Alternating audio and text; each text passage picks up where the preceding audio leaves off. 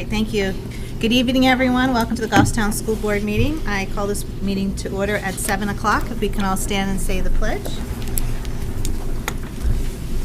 Allegiance to the flag of the United States of America and to the republic for which it stands, one nation, under God, indivisible, with liberty and justice for all.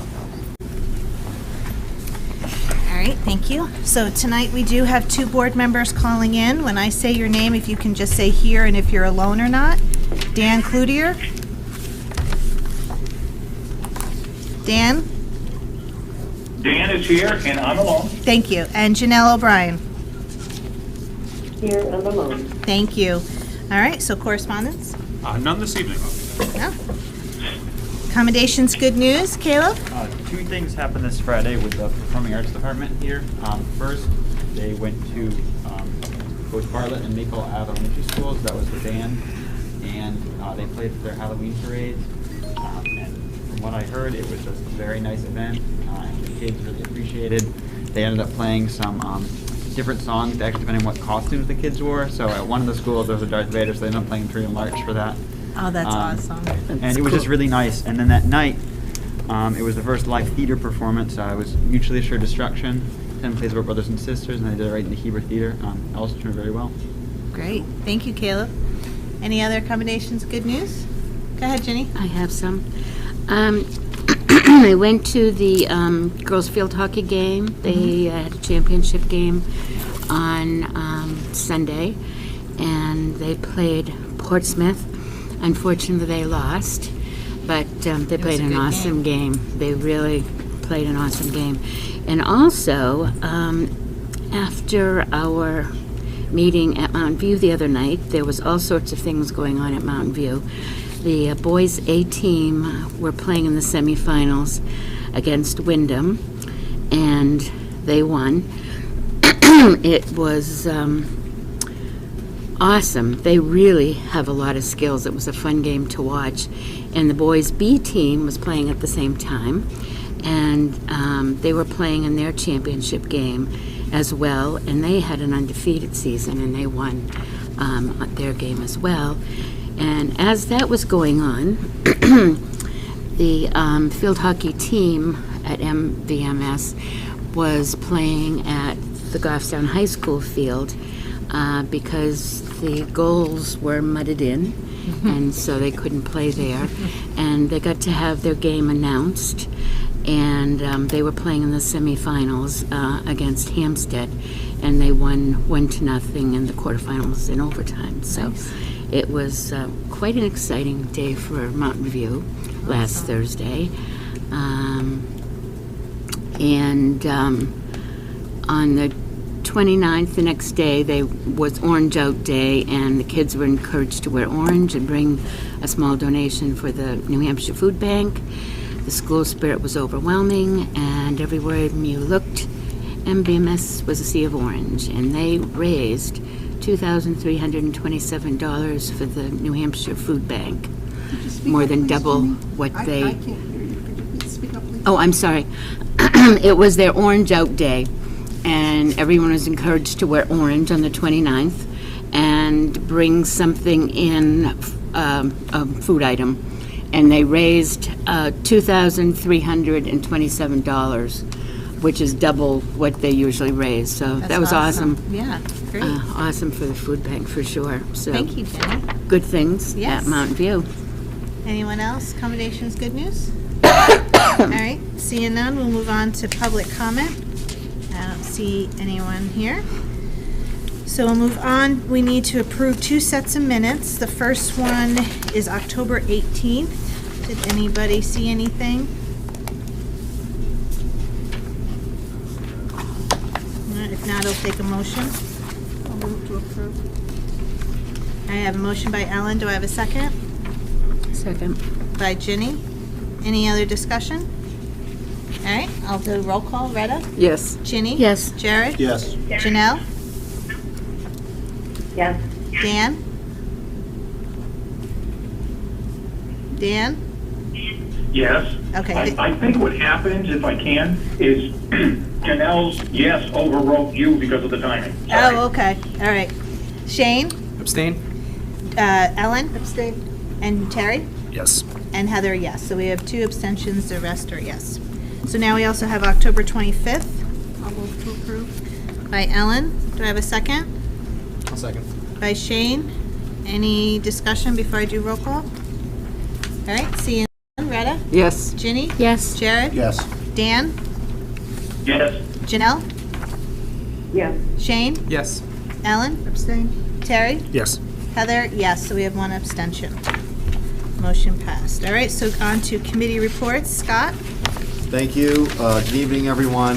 You have a manifest tonight of $2,024,195.45, of which $1,461,000 and change is related to payroll, taxes, and benefits. In terms of your special ed activity, you have some out-of-district placements, as well as some independent, some consulting. That is around over $69,000. And then in general expenses, which most notable is Goffstown Truck Center, was your regular education, transportation for October. Manchester School District, this is your second half of your Manchester School of Technology tuition, and they also, there's a rate adjustment in there as well. Kaltura, you'll recall this is part of a 3-year it's video software for the learning management system that's grant funded. We have Dead River, which is propane. Impact Fire, this is part of the cistern repairs at Mountain View Middle School, but that's, at the end of the day, that's going to be part of your capital reserve fund. That's going to be a transfer. Amazon, some school supplies and equipment. Intrado, which is your school messenger. We have electricity for Eversource. Quite a bit of portable toilet rentals. It's Mountain View, Lions Field, the high school. There's multiple venues that are involved here.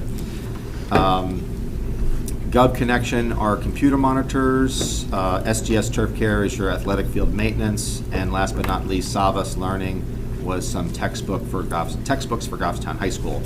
Lastly, food service-wise, Performance Food Service is a little over $19,000 for food and commodities. All right. Anybody have any questions for Scott? All right, seeing none, we'll need a motion to pass Move to this approve the manifest. by Ellen. Do I have a second? Seconded. By Jared. Any other discussion before I do roll call? Okay, Retta? Yes. Ginny? Yes. Jared? Yes. Dan? Yes. Janelle? Yes. Shane? Yes. Ellen? Yes. Terry? Yes. And Heather, yes. Motion passed. Go ahead, Scott. So periodically, I'm going to give you an update on your ESSER 2 and 3 grants. And this is the sheet that you have, and hopefully Dan and Janelle, I sent that to you this afternoon, so you have a copy of it, I hope. Dan and Janelle? Looking for it. I sent it Thank you. earlier this afternoon.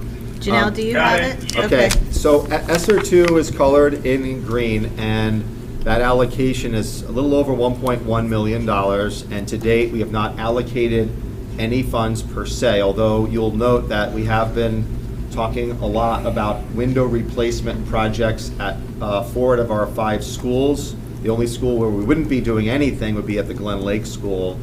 And what you have in that green box is simply estimates. Right now, Roger Dignard, who is an architect from New Boston, who worked on New Boston's window project, is assisting us. He's doing a walkthrough with Randy and Dawn. I know it's sometime this week, and he'll be able to give us some more refined cost estimates. But so with that, that's about $1 million for that project. I also put in there that if the board wanted to replace the sign out front with an electronic message board at Goffstown High School, we did get estimates from Sousa Signs, and that's a $38,000 cost. I did find out from my peers that electronic message boards are ESSER eligible because you're able to put, unlike here where you can only change the message, once a day. You could do it, but it doesn't make a whole lot of sense. With an electronic message board, you're able to change that message multiple times and have it cycle through. And just so the board is aware that the Parks and Rec Department is putting a smaller message board sign on Mast Road in front of the Parks and Rec building to kind of publicize their events and their registrations, et cetera. But between town uses and school uses, it's something for the board certainly to consider. And since I had gotten an estimate, I figured I'd throw that out there. In the Hang on more, 1 second, Scott. Sorry. Ellen had her hand up. Two things. Have we looked into sign permits and the issue of lights and Yeah, that's so going, for the residents in the area Yep. and that kind of thing? so very similar. I chatted actually with Rick last week about this, and yeah, you have to follow all of you follow the town ordinances with regard to lumens and how bright that it is. The night, I don't know if you came in today, but it was the sign was off. So you can lower the lumens, and you can also turn it off at a certain time of day, so it allows you to do all of I'm that. just thinking of people who live in the area. Yep. Right, absolutely. Yep. My other one was, maybe I'm just not remembering, it happens sometimes. This is not on CIP. This one anywhere. is not. Anywhere, not even on our little one. I know this is a big one, but this is not CIP. That's correct, approved. and but it's something that has been talked a lot about in terms of here at the high school, simply because they have to have a custodian. Every single time it gets changed, they're going out there. No, I understand, Yep. I don't disagree Yep. with the need. I guess this is the second thing that, in the past year, that's come up, that's cost a great deal of money and was not on CIP anywhere. So I'm just questioning that we're willing to do these kinds of things that are not in the queue, so to speak. And so what else is not going to be done? This is also a good example for the board to consider of things that we have been asked for, but we did not. Absent having a funding stream, this is something that we would say, no, that's not going on CIP. So sometimes there are projects that have been discussed, but we deny just because it's cost prohibitive to do so. And I think 38 is probably a little low. But if that's what Mr. Sousa quoted you as just as a starting point. So what is not going to be done with those funds? Yeah, what I'd like That to was do is the just, plan. if I could continue. Oh, I'm sorry. So that, I guess, yellowish or tan color, that's your ESSER 3. A little over 2.5 was awarded, of which, if you'll recall, the grant requires you to spend 20% on student remediation needs. And below that are the amounts that we have already gained approval from the Department of Education. In blue are the ones that do pertain to that 20%, and you'll note that we have allocated $362,000 and change towards that 501. So we still have about $140,000 that needs to be geared towards student remediation. And with that, got about almost $1.9 million remaining. So for some potential activities, you're looking at the potential of a second year of a Bartlett sped teacher, a second year of district-wide tutoring. I just put some things off of our CIP that might qualify: a computer lab, heating controls, Glen Lake door frame replacements, MVMS air handler, GHS doors, district portable radios, GHS storage, MVMS bus turnaround, GHS athletic turf, and GHS lights are potentially eligible. I have spoken with some of my peers, and a lot of things that they thought might not get ESSER funding are getting ESSER funding. So one of my peers out in the western part of New Hampshire got ESSER funding to replace their current bleachers with a larger set of bleachers. So there are, again, if you can demonstrate that it will increase social distancing, positively impact or be a mitigation effort for COVID-19. In that particular example, the business administrator said that they were able to have more people in their bleachers, more social distancing. They're able to do their graduations and other events outside versus inside, and that's how they were able to garner funding for that. So I share that with you. I also provided you, in case you didn't have a copy, but your CIP for the schools. And there are some things that I try to put on here that I think are eligible for grants, but there's other things that are very questionable. So certainly, that's not something that we have to talk about tonight, but I wanted you to at least, have that.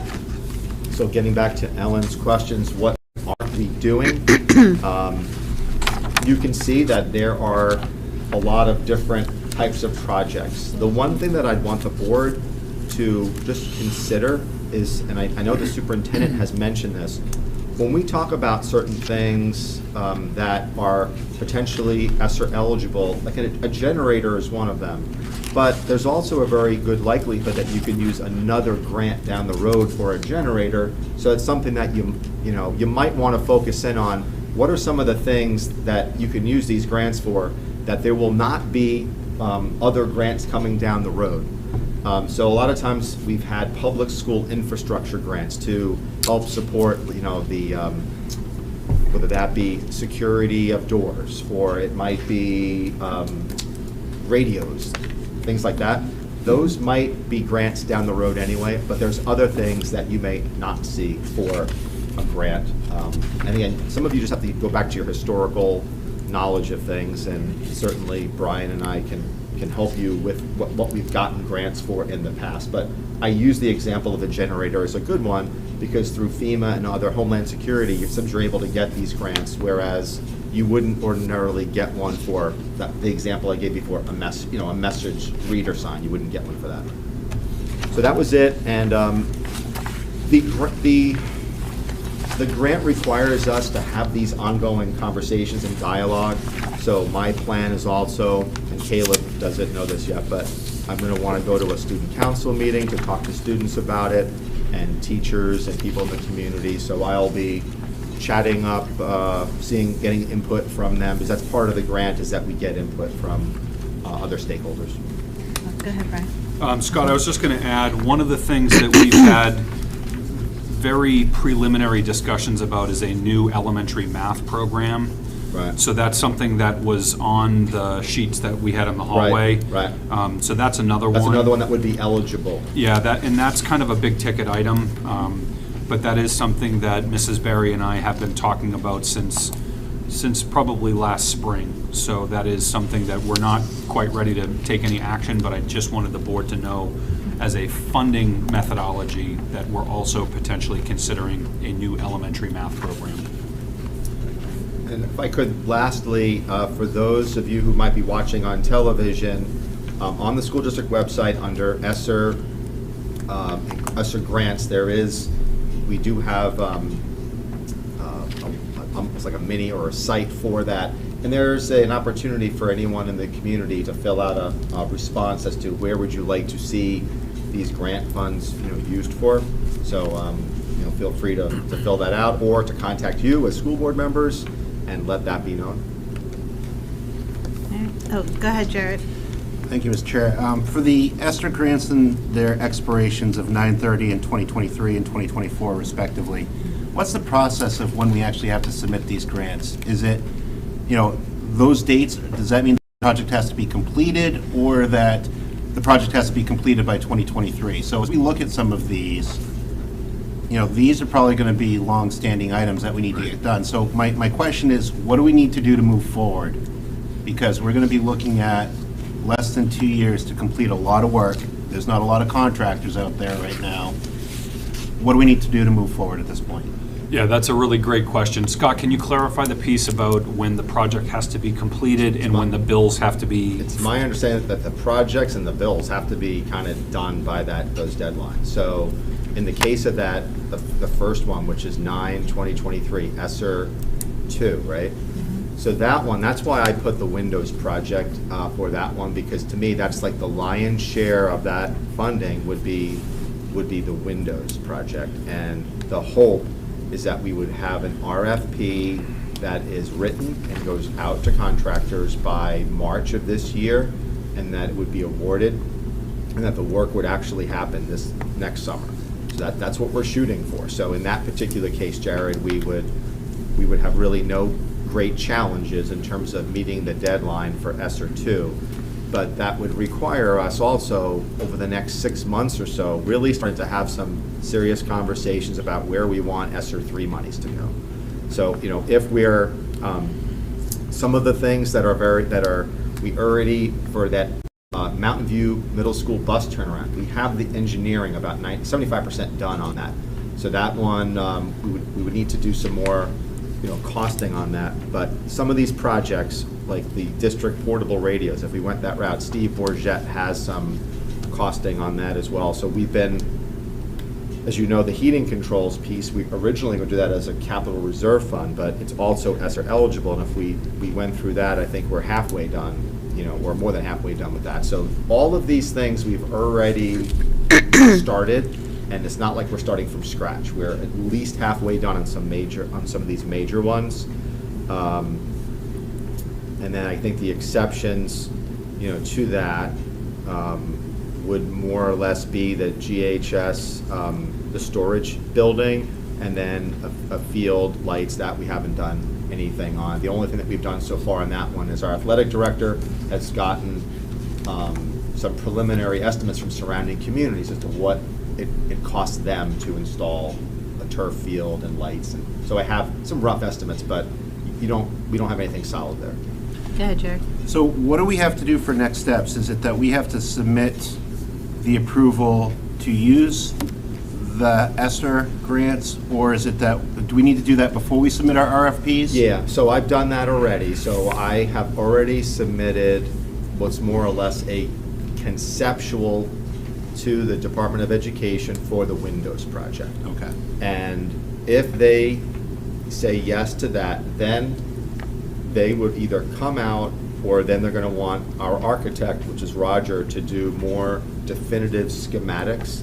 And when we get to that stage, then that's where I'm going to need the board to say, okay, we are proceeding with Windows, because before I write the grant application for whatever amount that is, then you would need to kind of lock that in. Jared does raise a really important absolutely. point. And for example, a lot of school districts are trying to use their money on HVAC. So you can imagine, there's a lot of, kind of backed up need. And what we've consistently heard is, don't even bother trying to find a contractor, because you're not going to be able to get anybody, you're not going to be able to get the materials. So some of these projects we're pretty nervous about. The window project, I think, will be interesting, Scott. The way that we did this project in New Boston, it didn't use custom windows, so the project allowed for kind of more stock type windows, but we don't know what that supply chain is going to look like. So we have some concerns around some of those. As of now, it's a 9 to 12 week wait time for the windows, and speaking with Roger. So it aligns with our timeline. So that's a good sign, but things can change. So that's why we're moving. And just speaking of Windows specifically, are we going to have the appropriate security that we have today with our films? Yes. Is that also included in the grant? Okay. Yes. Thank you, Jared. Thank you. The nice thing about that window project is it's really going to help with the heating, the cooling, the amount of solar kind of glare in classrooms. When you look at a building like Maple Ave, these big kind of walls of glass are incredibly inefficient. The seals all go, so you're too warm when it's hot out, you're too cold when it's cold out. So this is going to be a really nice addition to both of those buildings. And also, if we do a project at Mountain View, we've got windows here. So windows are a good thing for us to spend money on. Absolutely. Anybody have any other questions for Scott before? Oh, sorry, Rheta, go ahead. Yeah, just well, maybe not a quick question. On ESSER 3, there's a lot of, there are some projects that are kind of one-time expenses, but there's a lot of others that are staff. I'm assuming that the LMS and Kaltura are probably subscriptions that you pay on an annual basis, maybe not. So what happens with these expenses or these positions after September 24? Right, so that's a good question. We talked about that during the budget season, and it's good for the community to understand that we have paid for a couple of these positions using ESSER grant funds. So next year, this time, or 10 or 11 months from now, we'll have to make a decision. Do we want to continue using ESSER grant funding for another year, or do we want to put that into the operating budget, either as a new spending or as, or repurpose existing positions within the district to pay for those? So that's why we have a little bit of time on some of these things, but by the same token, we don't. Because Jared's point is a really good one, that we're going to have to start making some decisions within the next 6 months as to how we're going to, truly spend these dollars. But again, if we don't grant fund it, either we don't have that position or we have to fund it through other means. Go ahead, Brian. Yeah, I was just going to add that when we were developing the FY23 budget, we also built tabs out for us for FY24 and FY25 because we know a number of these positions, such as, so the ones right now that don't have a funding stream associated with them is the Bartlett special education teacher, the middle school school counselor is 0.5. So about 50% we have in the budget. So those are two positions that we're already targeting for FY24. And you'll see the two district IT positions, those were built into the FY23 budget. So we're trying to be purposeful and methodical about spreading these out over multiple fiscal years. Just to avoid that cliff. That's exactly what we're trying to do. Right. Wait, good, Retta? Yes. Go ahead, Ellen. So the two IT positions have now become part of our operating budget? Yes, they're in our budget right now. We repurpose positions. Repurposed Yeah. positions, okay. And that could happen with the others as well, if you deem them Yes, needed, like that's tutoring potentially- in Bartlett for reading and math. and- Yep. Okay. I know I would like to have a clear understanding of how that's happening and what we're losing, repurposing. Because as we go through our CIP and our budgets, we might understand it here, but And this is going to be 2 more budget cycles that you're going to see this kind of thing happening. this kind of thing happening, exactly.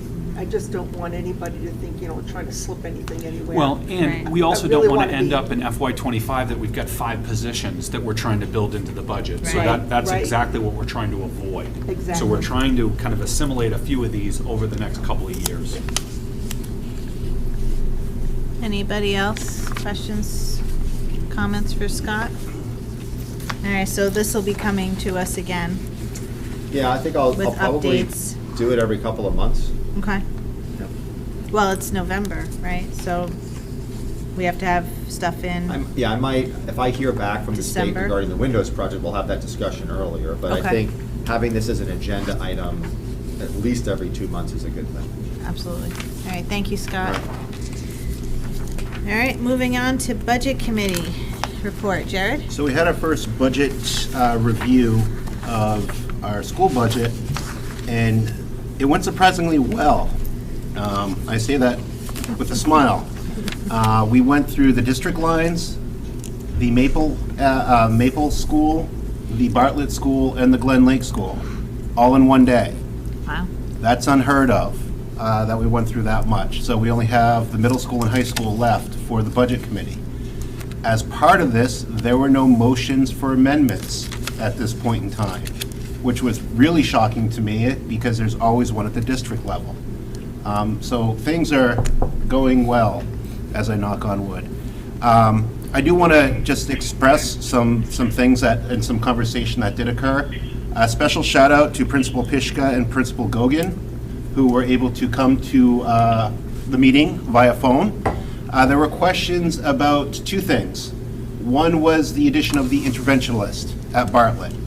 A lot of conversation about that. So this is the one position that we actually added to the budget.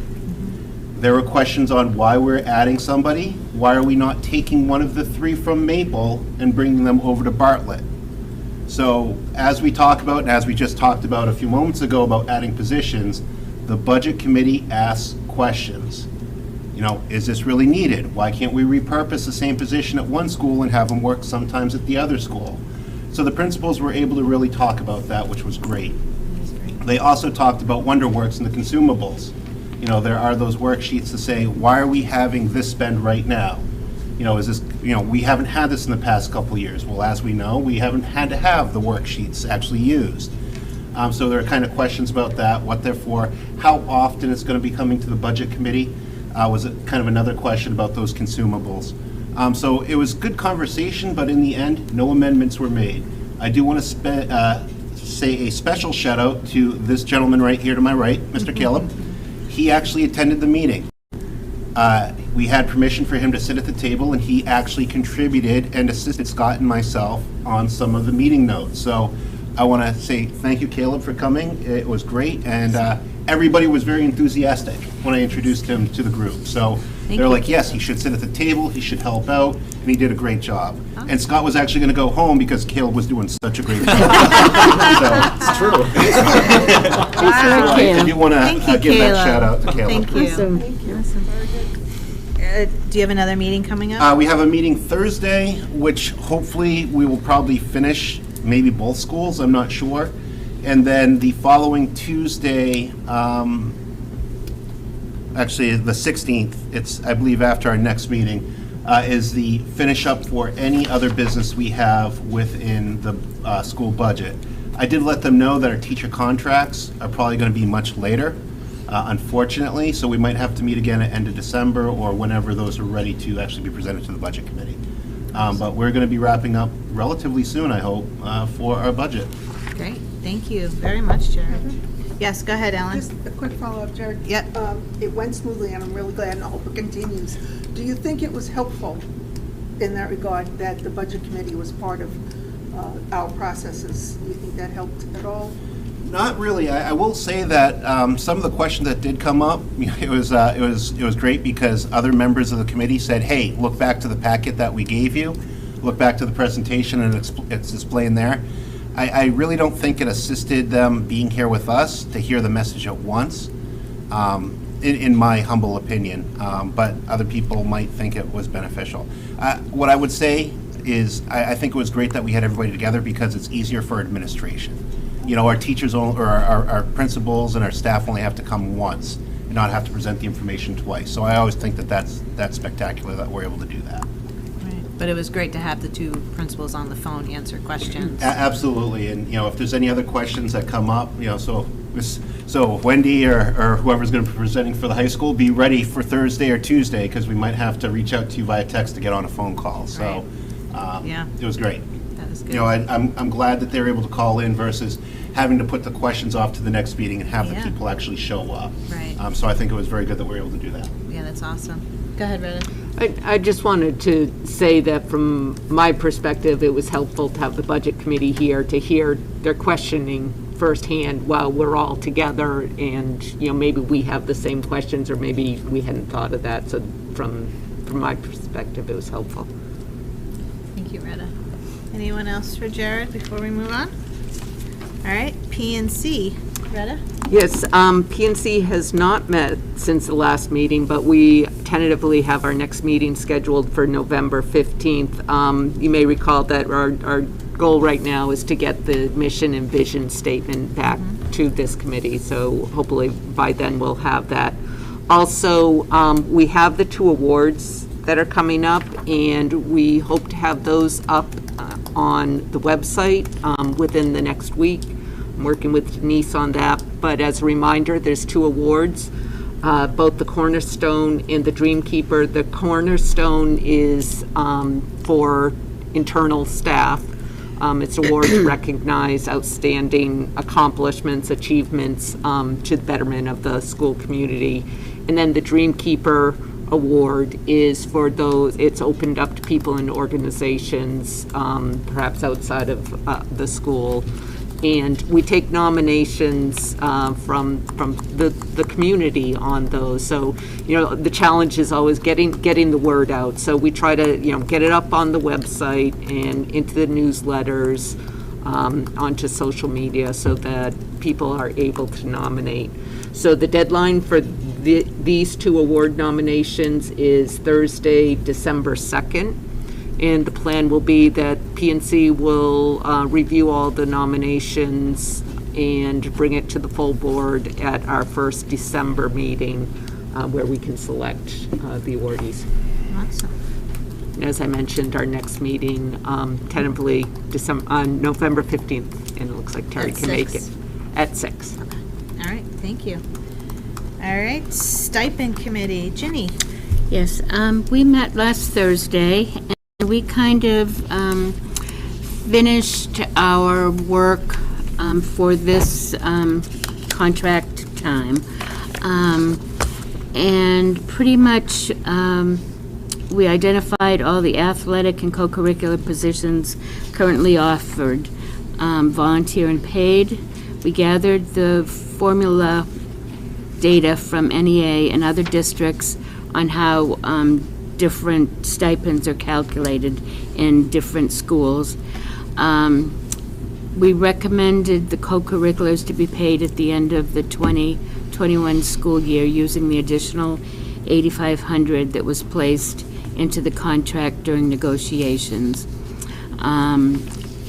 Identified all stipend positions that did not occur during the pandemic, July 2020 to June 2021. And we did a creation of a new survey to be utilized to gather more information on the data needed for current co-curricular activities. And this is, I think, a fantastic thing. A new survey went out and was passed in on Friday. And this is a Panda Doc, and it pretty much will keep all of the information on everything, when everything was started, whether they're paid, not paid, what the event is, on a Panda Doc that the SAU will have in their possession. So that instead of information being all over the place and not being easily identified as it is in the past, it will be on this document and easy to grab and see and follow.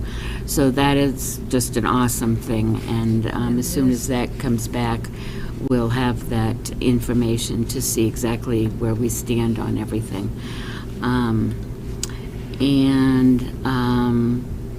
Each of the advisor or coach filled out a portion of that survey, and while the advisors or the principals or the AD also went over them to make sure they were accurate for the time, because some things were old and some things are new, and just to make sure everything was up to date, and they both had to sign off on those.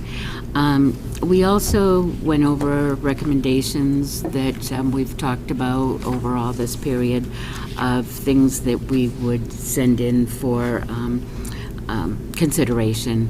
And I think probably those are negotiation items that probably, Brian, should be non-public at this point, and that they're things that you'll be offering for negotiations. Yeah. This is certainly part of our ongoing negotiations, at least the monetary elements. Yeah. So this part of it, I think I can probably talk to you at a different time. Well, we do have it under old business, so I don't know if there was more, that we were getting updates more with stipends and stuff. Okay, I know in our committees, they talk about this being all, not shareable. Is it shareable now So right now, this is fine to share. to the public? Yeah, because these are just recommendations from a committee. So Okay. this does not mean that any of this has been discussed as part of the negotiations. But, really, I think, and I would again thank Ginny for her hard work on this. I would thank Wendy Kohler, who has kind of led this process, along with Ginny Sinclair and a number of teachers, and Justin Huft has been a part of this. But I think what you've got here are things that we've been wanting to do for a long time. Okay. So I think you've got these identified, looking for a job description for each one of Yep. the areas. That's been an ongoing discussion. We have this formula that we've used for Yep. many years. All the positions need to be rerun through the formula to make sure that their current amounts are appropriate. And then really kind of looking at some of the alignment across our schools. So programs like Destination Imagination, making sure that we have feeder programs, elementary, middle, high school. So I think that this is, again, really good quality work. And one thing that the board is going to want to consider from a policy perspective, our policy states that the school board is supposed to approve all of these. That has not been our practice, so we either need to adjust the policy or we need to start doing that. So that's another piece, but really I think the committee's done important work.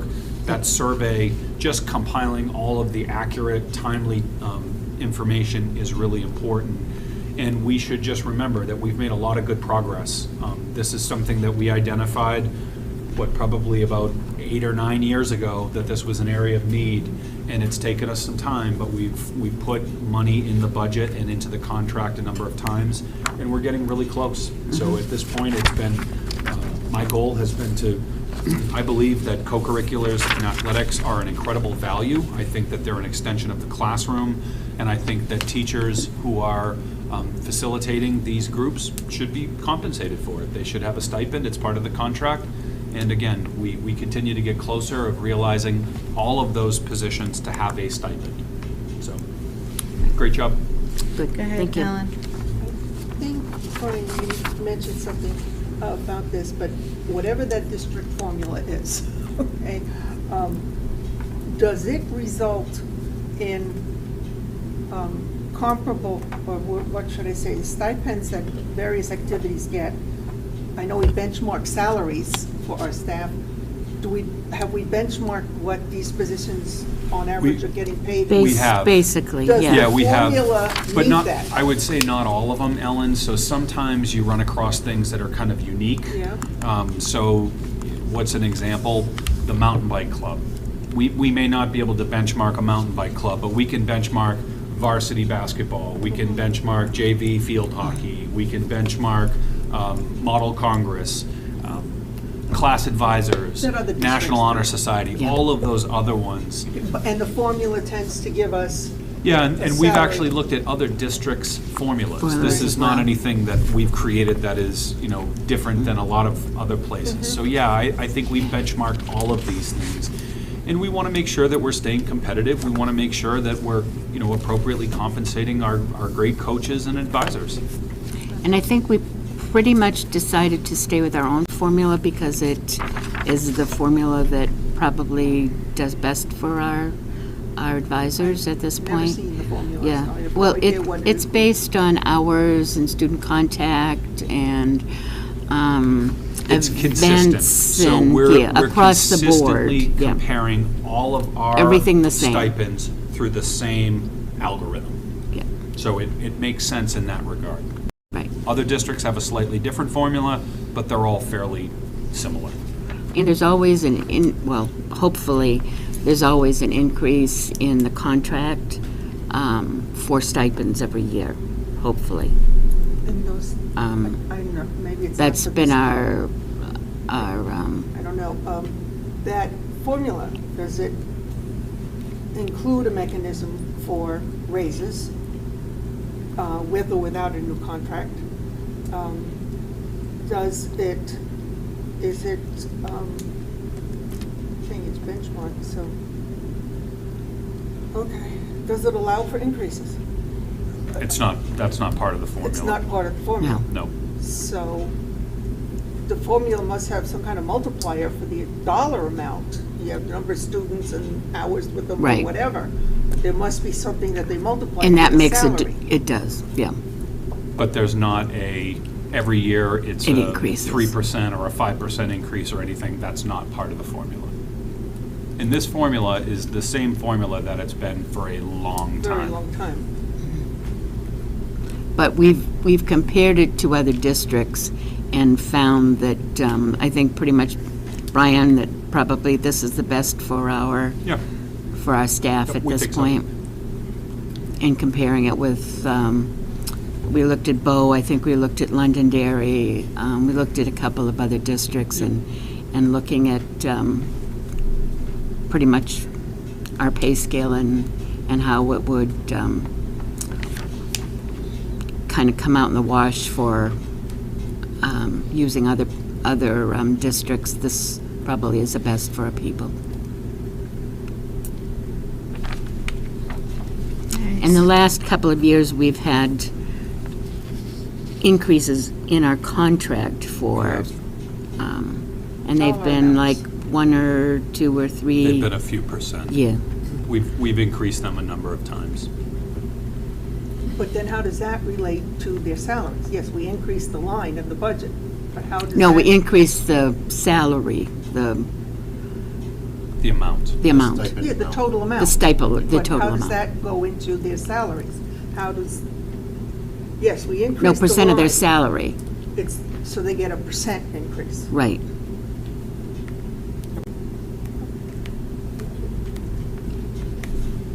So what's the next step, Ginny, with the stipend committee? For right now, I think we're pretty much wound up for this negotiation and, And get the information from the Panda Yep. the survey? and then go from there. Okay. All And right, work on those job descriptions. okay. Yeah. And does this require a change in our budget proposal, operating budget? Nope. We'll put it next year then? Nope. So what we're discussing is part of the contract negotiation. Which we can't discuss in Got it. public. All right, so you'll update us as Right. you, As as you get we more continue on, information. yep. Well, thank Okay. you. That's a lot of work, that is a lot stipend of work. committee. Let me just tell you who else was on the committee Yes. too, so that they get credit. Wendy Kohler, Jenny Sinclair, myself, Derek Lando. Landano, Justin Huff, and Josh Lewis. Awesome. Well, thank you. All right, so you don't have another meeting? Not scheduled. Okay. All right, we'll move on to policy. We have a meeting next Monday, the 8th at 5:30 at the SAU, and later on in the agenda, we do have second reads. C&E, Ginny? We have a meeting on November 8th at 7 at the SAU. Facilities Planning Committee, Jared? We are not going to have a meeting until probably after the budgets are done, to give Okay. Scott a break. Okay. But I do know that we're looking to have our demographic study being presented to this board, I think, in our next meeting. Yep, November, yeah, it got pushed. All right, November 15th. All right, thank you, Jared. All right, the SAU Joint Area Subcommittee has not met. We're keeping it on in case we need to. Same thing with the SAU 19 Executive Committee meeting. Nothing is scheduled, but we're just waiting. Same with the SAU Policy Review Committee. We're hoping to have a meeting soon. The SAU full board meeting is tomorrow night, November 2nd at 6 o'clock at the SAU. So let me know if you're not able to attend, because we do need a quorum. And superintendent's report. Thank you. So just a few updates for the board. I wanted to let you know that consistent with your policy JFAB, I have approved a senior who is asking to remain at Goffstown High School, and the language in that policy allows me to continue to be able to do that for this fiscal year. So I wanted to let you know that that's happening. Speaking of additional grant money, we were notified last week, Scott, that we're getting additional IDEA money, which is special education money. And Scott, that was about 120, 130 grand or so. So we will evaluate. That might be something that might be able to pay for a position or some additional supports, but it just came out, so we're evaluating that. I wanted to let you know that New Boston has asked for the draft area agreement to be placed on the website. So I wanted to just mention that to this board before we do that. So the draft that you've been working on, New Boston has asked us to post. So we're going to also create a little bit of an area on the website where we'll place the presentation that we're going to give at the public hearings and some other documents. So I wanted you to know that that was happening. We have had Homeland Security here for the last week or so, they've done an assessment of every one of our buildings. We have done this at least every 3 years, but we've done this multiple times. This year we had a new individual who came out, so that's always good to have somebody kind of fresh set of eyes. So Mr. Loring and Don Tabor have been working on that, and we'll have those reports that'll come to me at some point in the near future. So I wanted to let you know that. In terms of the, well, I'll discuss it under new business, the hearing when we get there. Okay. Just a few kind of COVID-related updates. The approval for children age 5 to 11 is all happening. So I, again, want to let the board know we are not planning to do a clinic. I think that those children should be receiving, the families that elect to get the COVID vaccine, I would hope that they get that from their pediatricians, and we do not want to be administering COVID shots to children that young. But we will be doing a staff booster clinic on tentatively scheduled, I think I'm just waiting for the final announcement, of November 10th. So we will be hosting a clinic. We had about 250 people that identified they would like to receive the booster shot through us. So we will again work with the Public Health Department in Manchester. We've done a number of these clinics, as the board knows. Any board members that would like to receive that booster shot, you would also be part of our process if you would like, and we will be doing the Moderna booster. Our testing program, we have our final numbers, and we had a pretty strong showing. It actually kind of at the end ended up being pretty close to what the survey we had. We have a total of 712 individuals that have volunteered for the testing program, and right now the breakout is 52 at Glen Lake, 40, and this is staff and students, 44 at Bartlett, 130 at Maple Ave, 114 at New Boston, 166 at Mountain View, and 193 from the high school, and then a number of individuals from the SAU have also, but we haven't decided where they're going to be located. But our hope is that we'll be starting next week. So we're in the final stages. It's been kind of a lot for us to get up and running, but we're right there. And then in terms of the COVID numbers, the state, if you've looked at the state website, we've been going through what the governor has called a fall surge. All indications to me are looking like we're trending downwardly, so I think that that's positive. The state has held steady just under 500 over the last 14 days. Hillsborough County is slightly lower, just under 400. 4.3% test positivity rating. The Department of Ed has indicated there are currently 67 school clusters, 8 current outbreaks. And just to give definitions of that, a cluster is 3 or more individuals who have the potential of being together. So for example, a classroom, if you have 3 positive COVID students in a classroom or in a group, that would be identified as a cluster. Cluster does not necessarily indicative of school-based spread. It does not mean that transmission is occurring in school. And an outbreak is 2 or more unrelated clusters. So I will speak in generalities, but if you have a middle school team of almost 100 kids, if you have 3 positives on that, that would be considered a cluster. So it could be that students are on sports teams or seeing each other outside of school. None of that matters. So last week, we were identified as a cluster at Maple Ave based on cases that we had, and also at Mountain View Middle School on one of our 7th grade teams, which again is a large group of kids. But right now, the numbers in Goffstown have been trending down a little bit. We were over 60 a couple weeks ago, and we're down to 51 current cases. New Boston was over 20. They're back down in the low teens, so they're at 14. And to date, we've had 119 school cases thus far, and hospitalizations are trending downwardly. So they were over, well over 200 last week, and it's dropped down to 193. So I do hope we're trending in the right direction. We certainly have seen a lot of cases, but again, speaking in generalities, we've consistently seen positive kids, positive parents. Everyone in the household has been positive. That's overwhelmingly the pattern that we're seeing.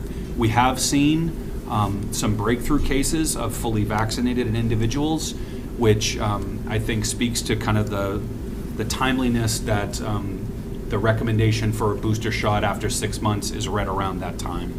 But with that, I'd be happy to answer any questions that anyone might have. I don't see anything. Ellen, go ahead. Am I correct that I understood you that so far it does not seem to be in-school transmission? We have not seen evidence of in-school transmission. I would say these 2 clusters that we have, there are some cases that it's hard for us to ascertain where kids have gotten it. Sometimes parents have said we don't know where the kids have gotten it, but a lot of times they'll say, yeah, we had a sleepover and the other student that we were at was positive, or we had interaction with a family member. But we have not seen, and I will share that DHHS has consulted on every single case that we have. They have not recommended any additional mitigation. They understand our targeted masking program, and they're not recommending, we've not received any additional recommendations from DHHS thus far. So we're hoping with, again, continued mitigation. What are the other factors? Well, as we sit here right now in this room, and this is consistent with all of our schools, we have significant mechanical air exchange happening around us. So I've heard from people that have said we're not doing anything. That's very much not true. We have cleaning protocols. We have significant air exchange. The majority of adults around students have been vaccinated, or certainly have the eligibility to be vaccinated. We do have limited cohorting. We're not cohorting to the same extent as last year, but we are limiting. We are restricting cohorts. So all of those things in totality, we think have really helped. And certainly, we are masking students when they have been exposed. So it's a good question, Ellen. You know, I think definitively it's hard for us to say with 100% certainty. I don't think anyone can give 100% certainty. But, you know, we have not seen the transmissibility between children as we maybe had thought it would be. So I think that's positive and encouraging. And again, hopefully we're trending downwardly, because if you look at the state's graph, we're kind of coming off a peak. So hopefully there's not a second peak. The board may recall last year, the winter kind of surge, there were 2 peaks. There was kind of a January and then a February. So it was kind of like 2 hills. So it'll be anybody's guess what this looks like, but things seem to indicate to me that we're trending downwardly. So it sounds like probably the vast majority of those who contract COVID are getting it as a result of home and family activity. I would say overwhelmingly that has been And so what we they're not have taking the observed. precautions potentially of masks and distancing or anything, but it's happening through the home and then. We're seeing a lot of home-based cases where mom and dad are positive, siblings are positive, and then we're also seeing that there's sleepovers, some of those kinds of things that are happening, and those are some of the examples that we're seeing positives as a result. Anyone else? Ellen, you good? All right. Thank you. Thanks, Brian. All right, so it brings us to old business, which is co-curricular and athletic stipend discussion, but we already kind of did that, right? Yep. There was nothing else to add. All right, so now we're going to get into our second read policies. So all of these policies were given to you.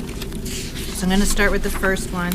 Before we do DJB, on October 18th, a motion was made to table the motion of waiving policy BGA, and we need a motion to take that off the table before. You want that done first?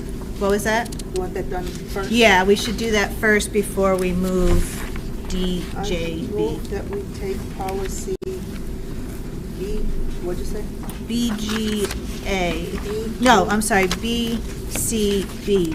BCB? No, I'm right, BGA. Too many letters. I am right the first time, so, That we take policy BGA yes. off the table. All right, so I have Ellen. Denise, is that good? All right, so I have a motion from Ellen. Do I have a second? Jared, you look confused. Yeah, what's that policy that we're taking off the table that we had tabled originally? BGA is the policy that waives the second read. Because remember, we were going to waive it for DG. BGA is your policy development system policy. Right, to waive, and you wanted to read policy DJB, which we're going to approve tonight. Yeah, but do we need to take it off the table because it's the next meeting or the subsequent meetings? Yeah, but it was tabled and there's a motion and everything. It can be tabled indefinitely though, because we've satisfied the policy that we I tabled.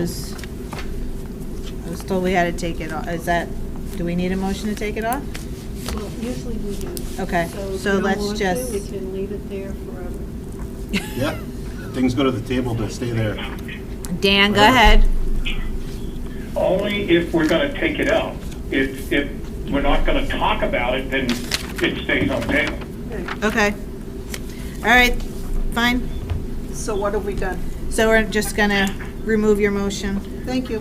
And now we'll go on to policy DJB, which is purchasing procedures. We'll do that one first. And you can. Move to approve? All right, so that's Ellen is making the motion. Do I have a second? Second. By Shane. Any discussion? No? I'll do roll call. Retta? Yes. Ginny? Yes. Jared? Yes. Janelle? Dan? Yes. Shane? Yes. Ellen? Yes. Terry? Yes. And Heather, yes. So motion passed. All right, so the next one is the BCB. This was the board member conflict of interest. It was in our audit findings that we needed to review, which we did.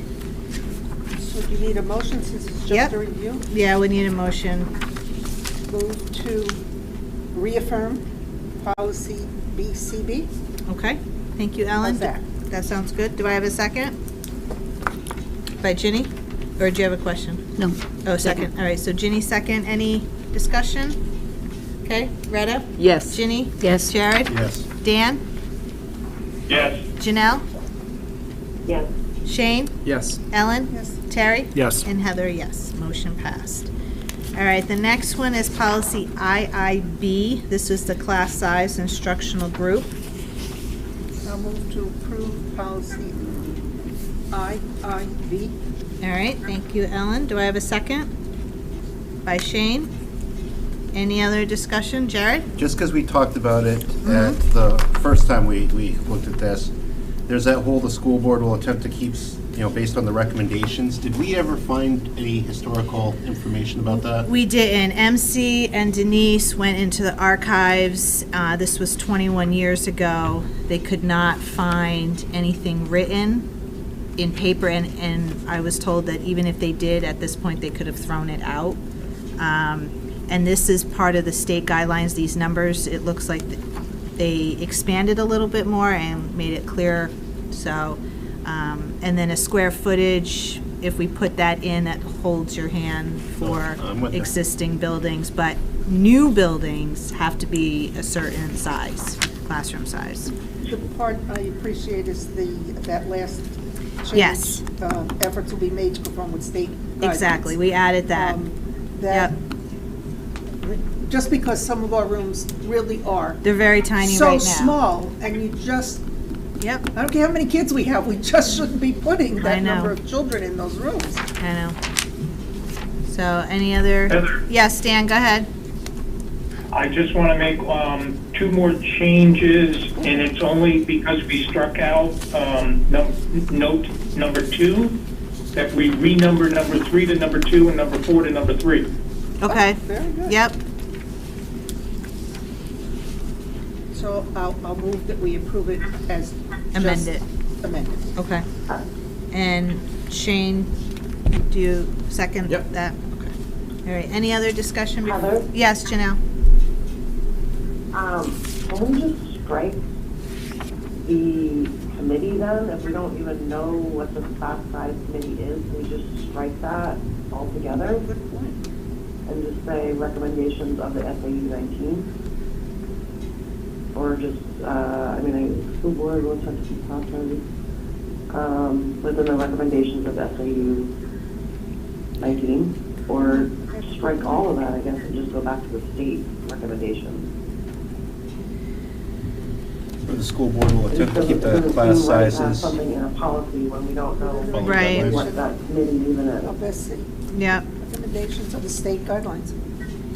Are those numbers the state guidelines? Why don't we though? just say within the following guidelines? okay. Okay. Yeah, that sounds good. So did you get any of that, Denise? No, I'd like them to repeat. All right, can somebody repeat The school board will attempt to keep the class sizes within the following guidelines. within the following guidelines? Of course, those guidelines are predicated on They're right. 900 square feet. No, they're right here. The guidelines are listed out. It's not making differential for the size of the room. Yeah, it doesn't. So we can have a 700 square foot room with 22 kids in it. If we don't refer to that, other than efforts to meet the right. guidelines. Right. And just having those numbers there. Yeah, but we can't change the classrooms I right know, now. but we- And if we get kids, we can't put them in the parking lot. I mean, our hands are tied if you put a square footage in there. Everybody tries to do the best they can, but if we build a new school, then the size has to be whatever the state code is, which is much bigger than they are now. Jane, did you want to In our, add? yep. Yeah. Go Yeah, ahead, just Shane. Following up, I think we looked into whether or not there was anything correlated to the classroom size and the student, but it was only for new build. Right. So, like you said, Yeah, our there was hands are nothing tied for right now, existing. but, Yeah. Thank you, Shane. Dan, did you want to add anything? No, just that last sentence is kind of saying it all. Efforts will be made to conform to state guidelines. Right. That's why it's there. It's all encompassing. Okay. And I'm sure that people will, if you have like a really tiny classroom and 28 students, then probably they will try to switch Go it to- right, a with bigger a classroom. class to a bigger classroom, and then Right. the class that has 15 kids will go into the smaller one, and Right. I'm sure those kinds of changing around classrooms to fit class sizes, I'm sure happens. Yes. All right, so we changed the one sentence. Denise, did you get that? I wrote it down as well. So Ellen, motion Do is I need amended. another amendment? Yeah. Okay. Move to approve as fully amended. How's that? Perfect. Shane? I second that as well. All right. So any other discussion before I do roll call? All right, Retta? Yes. Ginny? Yes. Jared? Yes. Dan? Yes. Janelle? Yes. Shane? Yes. Ellen? Yes. Terry? Yes. And Heather, yes. Motion passed. The next one is policy JCA, manifest education hardship. So you see all the stuff that we did in yellow. And then just so you know, the next policy is JEC. That is in this policy. So when we get to JEC, it's just making a motion to get rid of it because it's now in this policy. Oh. So I'll need a, Move to all approve? right, but, There's, at the second, on that front page, the second red text at the bottom of the page, there's a square bracket at the end, but not at the beginning. Should there, is one of those, like, is there a missing square bracket, or is that square bracket at the end? oh, yeah, I see that. Square bracket before the first, Before, if, and before the if thing. or it should be off at the end, Yeah. at the district, yeah, From New Hampshire School Board Association. yeah. So that's going to be removed. Okay. Okay, there was just one, so I just want to make Yeah. sure, because No, all the other thank ones you, had Caleb. two. All right, so I have a motion by Ellen. Do I have a second? By Shane? Any other discussion before I do roll call? Question on Yeah. this one. Go ahead. Oh, Hang on one second, Janelle. Go ahead, Jerry. so the practicality of this policy, Ms. Chair, I guess I have to ask the superintendent, because I see that we're adding to another public school within the district. Would this allow individuals from New Boston to send their kids to our elementary schools or to the middle school if they're having a hardship within New Boston? It would allow any request for any other public school. So yes. Within the district? I don't think so. No. Heather? Between Go ahead, Boston Dan. and Goffstown is not in district. No. Oh, it's not in Two district. districts. Okay. Correct, Right. correct. So it would not. Are you good, Jared? Yeah. Okay. Janelle, did you have something to say? Question? I just had a question. I thought, I feel like I remember a year or two back, we were talking about going through all of the policies and trying to change all of the he, she to they. I don't know if that was like if that's continued, but I just noticed it in this policy on number 4. There's like a he, she. I didn't know if we were still doing that or if that was just talked about, maybe we weren't Number doing it, I don't know. I don't see. Where's There's which one on- 4? Page 1. Number 4? There's a bunch of 4s. Which page? Oh, I'm sorry, on the first page. First the page. First 4. I don't see it. I don't If see the it. superintendent determines the best interest of the people. 1E. warrant or assign- Oh, assignment, 1E? He or she will present. 1E. Okay, I'm Here. sorry, I'm on the policy page, not on the. Okay. not on the So reading. Sorry 1E, about you want he or she to they, that. Today. As they deem, that would make it a 1. as they deem appropriate. Take the S off.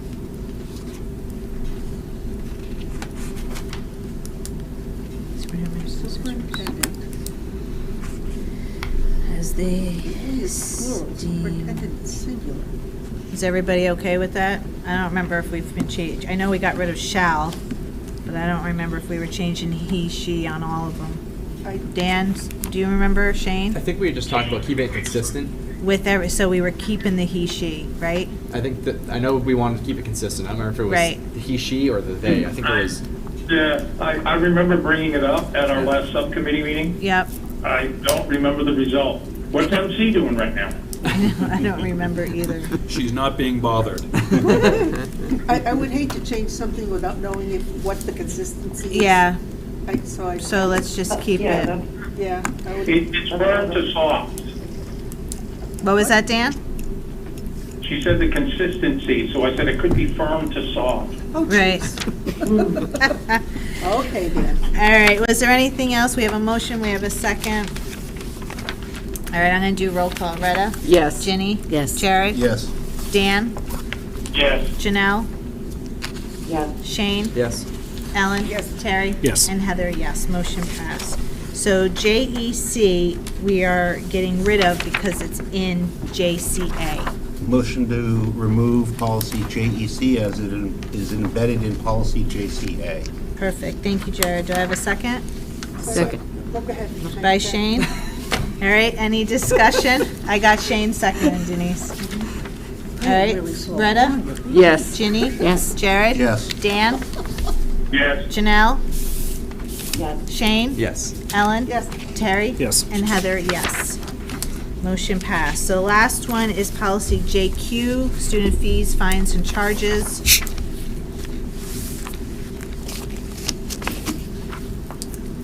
As you can see, the yellow stuff is what we did, and crossed out stuff to clean it up a little.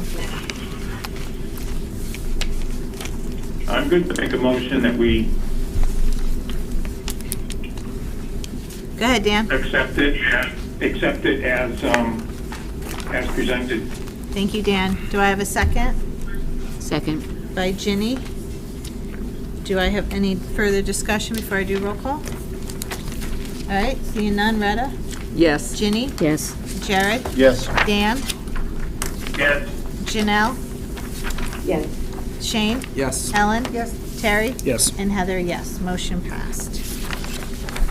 Thank you. That was about a lot. We have more, I think, coming up next time. All right, so new business, public hearing. Brian, do you want to? Yeah, so just a few things to share with the board. We have posted your public hearing, which will be held on November 15th at 7 p.m. here in the Goffstown High School Library. And just to provide a little bit of information for interested parties, we will provide a historical overview of the area agreement, which dates back to 1971. So as part of that, we'll kind of give a history of the agreement, and we'll also provide an overview of the recommended changes that both boards have negotiated. And then other steps, just to make sure we're all aligned. We will have a letter that will go to the State Board of Education in December that will be drafted by Attorney Eggert, who represents the SAU. And we will present that to the State Board, asking for their approval. We will have to have motions for both boards to accept the newly negotiated area agreement and to move them to deliberative session. We will review language for the warrant article, which may be as early as our very next agenda item. And then lastly, we'll need to release all non-public minutes that pertain to the area process. So those are the steps that we'll have to take. New Boston is holding their public hearing the week before yours. So we will have already done this once in New Boston by the time we do this on the 15th. But again, I would thank the subcommittee that's worked on negotiating this. This is an agreement that serves both Goffstown and New Boston very well and has for many generations of kids. So we're happy to be winding this process down, and we'll look forward to the next steps. And we do have non-public K if anybody has questions, right? If we need Correct. to go into. Correct. Dan? Do we have the verbiage of the agreement available for the public to review prior to coming to the meeting? So Dan, we're going to post the kind of final draft.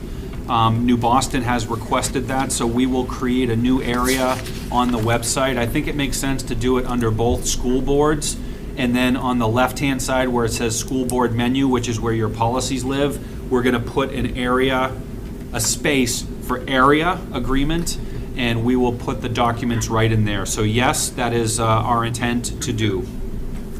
Thank you. Go ahead, Retta. Brian, could you also, sometimes people wouldn't think to go that deep into the menus. Would it also be possible to put something right on the front page, since it is kind of a big item, and just point them to those separate Yeah, I areas? think we probably could. We will discuss this with Mr. Bourget tomorrow. So Okay. we'll come up with something and see what he recommends. I don't want to bury it for sure. Right. I want to make it easy for people to see, but just, not have things obviously be more cluttered. But that's a good point. Yeah. Scott will make a note of that. Ellen, go ahead. Could someone please email back to me the area agreement that's coming forward? Would that be possible? Probably, you should have it in last week's packet. Yes? Do you have last week's packet? We all got it, We'll make sure you have it but on. if not, yeah, we Well, can. I just want to study it before we're standing in front of the public again. Right. So, so we need to release this. Do we need to go in non-public later to do that? Does anybody have questions about it? Because we have it going into non-public, right? Because you need this. Well, we listed K only if the board had wanted to have ongoing discussion about this. But to release it before the public hearing, do we need to, we do that in public? You can do that in public. Yeah, I mean, I think right now the consensus is that we're going to release it, that we have, Okay. you can make a motion to codify that if you'd like. I don't know that you need to. Did we make a motion at the SAU to release it? I know that we'd have to ratify it. Did we, Scott? I thought don't we think. talked about it. I think That we was such a talked about long it, but I don't day. think there was any formal motion. But what, Go ahead, Dan. The school board itself, each school board Has must to release it. Yeah, not the Right, you SAU. can't- Which is kind of funny because if one school board releases it and the other one Doesn't. doesn't, it's irrelevant. All right. Yeah, so, I so, move that we release it. yeah, why don't Okay. you make, good, All thank right. you. Okay, so Ellen made the motion to release the area agreement to the public. Do I have a second? By Shane. Second. All right, I got Shane seconded, Dan, sorry. That's Is- okay, no, there's a hesitation on the phone system. All right, any other discussion before I do roll call? No? All right, I'll do roll call. Retta? Yes. Ginny? Yes. Jared? Yes. Dan? Yes. Janelle? Yes. Shane? Yes. Ellen? Yes. Terry? Yes. And Heather? Yes. So since you're on this, the only other, The draft agreement? Yes. That Yes. was not the motion. Okay, the draft agreement. Yes. Yes. The other thing that you're going to need to do is to release all non-public minutes that pertain to the area. So you can do that now, or you can do that at a later point, but that also needs to occur. Okay. Make a motion to release all the non-public minutes as related to the draft area agreement. Okay. Thank you, Jared. Do I have a second? By Terry. All right. Any further discussion? Seeing none. Retta? Yes. Ginny? Yes. Jared? Yes. Dan? Yes. Janelle? Yes. Shane? Yes. Ellen? Yes. Terry? Yes. And Heather, yes. So motion passed. So we still can go in non-public under K if you want to, but we don't have to. Inquiry. Yes, Dan, go ahead. Do we need to release any area minutes that we did, the area subcommittee itself? The area subcommittee, That wasn't non-public, though. I don't think we went into. there were no non-public. We So didn't do I think non-public. we'll double check that, Dan, but I think there are no non-public minutes from the subcommittee. But you're. Okay, I think you're right, but I just wanted to make sure. Yeah, I would agree. If No, there good were question. non-public minutes, those two would need to be released, consistent with the statute. I don't remember any. I don't think there are. If there are, let us know. We can Will do do. another motion. So we're all set. So everybody knows Yep. November 15th. All right. So next is the draft warrant article discussions, which you have a packet in front of you. Yeah, so what the board has before you, these are just samples. So your Article 2, let's start at the beginning. Article 1 will be the election of officers, as it always is. Article 2 will be your operating budget. Article 3 will be the collective bargaining agreement with the Goffstown Education Association. Article 4 will be the revised amendment of the area agreements. Article 5 would be your capital reserve fund deposit. And then there are two other things that the board could consider. And we have, I think, both of them listed here as possibilities. So Article 6, what you see here, would be the creation of a new capital reserve fund if the board wanted to go in this direction. Ellen, this is what you have inquired about, in possibly considering taking the payments that had been made on the Goffstown High School bond that have just sunsetted and allocating some of that money into a new capital reserve fund. And then Article 7, we'll have Mr. Gross speak to this when we get there, but this would be an article which would increase the current 2.5% contingency fund from 2.5% to 5%, which was a change in the statute. So when we originally adopted the 2.5%, the 2.5% was the cap, that was the maximum amount, and that has since been changed to 5%. So this would be a good time for the board to talk about. Article 2 really is just your operating budget, so there's not much to talk about there. Article 3, same thing. Article 4, and this language is still being reviewed by council, but Article 4 will be your area agreement. So what I would encourage the board to talk about is Article 5, Article 6, and Article 7. Okay. All right, so let's start with 5. That's the existing one, right? That's the This existing is one. the existing one. So this is the And- one that we historically have put 200 grand in. Okay. Anyone? We can always come back to it if nobody has anything at this time. We want to keep this one, correct? Yeah, I think Okay. All right, so we'll go to Article 6, since 6 is a new one. Yep. Go ahead, Ellen. Help me with understanding what it says, because it's talking about general maintenance fund. The purpose of this would be to build a fund to assist in the construction at some point of, or addition, for more school space needs in our district. Not that this is gonna happen right away, but over how many years? We developed the fund. We don't know if this state aid could help the taxpayers. We could use it that way to help the most expensive years of a bond or whatever. I don't see that it states that clearly, that that's its purpose. This is just a sample. Okay. So I would- this is one where there is statutorily required language associated with these. So if this is something that the board wants to pursue, we would put a little more effort into getting the exact language that you would like, and then we would have this reviewed by our attorney. Okay, and the other thing I remember being asked with the other CRF was, is there a maximum that we would want to have it limited at without, we'd have to go back through the process to get that cap lifted. I remember that was a question originally, but we were using those funds year after year. Right. This would be funds that would accumulate until such time as we have a project that we need to, that we could use it on. Like building a new school. Like building a new school.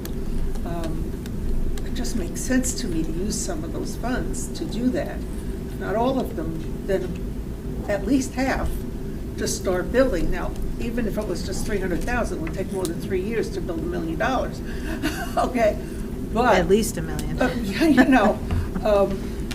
But the more we can put in it and plan for the future to help ease the burden on the taxpayers when that happens, and we all know it's gonna happen at some point, it has to happen. It just makes sense to me that we would go forward with this. Hopefully others like the idea of long-term planning on this part and using funds that we've been paying all along for the bond, for the high school.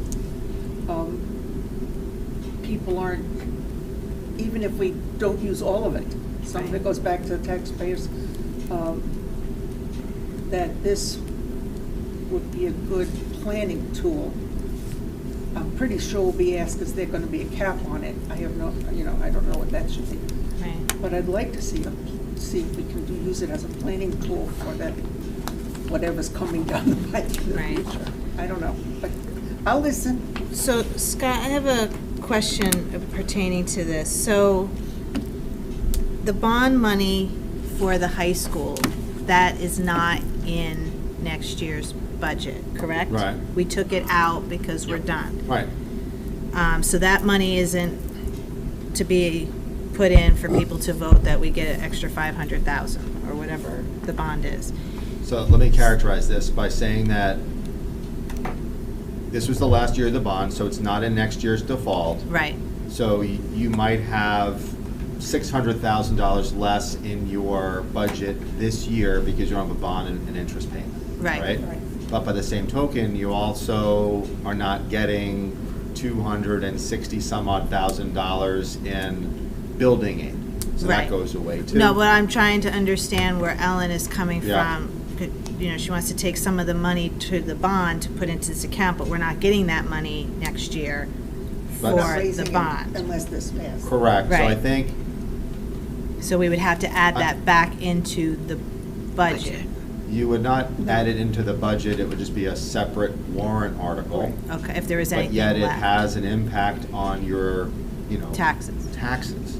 So my second question is, with the existing Facilities Capital Reserve Fund, if we added more money to that and had some allocated for future, we don't need to spend that every year. Could that also be a savings account? Or does that have to be So- spent? So, two things. Your existing capital reserve fund is for to replace or repair existing capital assets. Right, Okay? which could be a school. Which cannot be a school. Cannot be a Not a school. new school. Okay, No, Huh. not a new school. You cannot use it for any new school. so then we would, if we wanted to put money away for a school, we You would have to have set a up a new one. separate account. Correct. Okay. I've thought about this, and I've talked to Ellen about it for a year now. Initially, I thought that it might be a good idea to do it.